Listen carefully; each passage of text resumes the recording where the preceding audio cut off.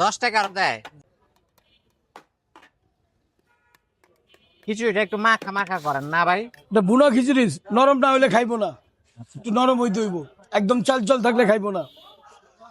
আচ্ছা তাহলে 30 টাকার খিচুড়ি, আর এই মুরগিটা দিয়া টোটাল প্যাকেজটা 60 টাকা। 60 টাকা। এই যে এখন আবার 20 টাকার দিতেছেন এটা বললেন। পরের হাফ, ওনার খাওয়ার পর ভালো লাগছে উনি হাফ নিতেছে। আচ্ছা মানে প্রথমটা হচ্ছে 30 30 টাকা, টাকা। পরে মানুষের ভালো লাগলে 20 টাকা নিতে পারে। 140 কার। কি বললেন ভাই? 10 টাকারও দেয়। কয় কি ভাই, আপনার কাস্টমার কইতেছে আপনি 10 টাকার চাইলেও বলে দেন। কাস্টমার না, এটি হলো আমার আত্মীয়, এটি হলো আমার ফ্যামিলি। আচ্ছা আমি এইভাবে দোকান করি ভাই। কাস্টমার কইলে 12 বছর কাস্টমার থাকে না, 12 বছর 13 বছর যখন হয়ে যায় হ্যাঁ, তখন এটা একটা ফ্যামিলির মতো হয়ে যায়। তাহলে তাহলে এই যে 30 টাকা ফ্যামিলি মনে করে মুরগি ভাজা খিচুড়ি 60। মুরগি দিমু একটা টিস্যু লো। ফ্যামিলি মনে করে সেল করতেছেন, এই কারণে কি তাহলে 30 টাকা, পরের বার নিলে 20 টাকা নাকি?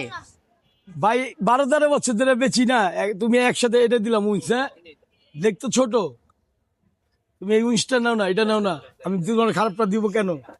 এটা ভাজা মরিচ নাও, কি আনার লাগবো ক।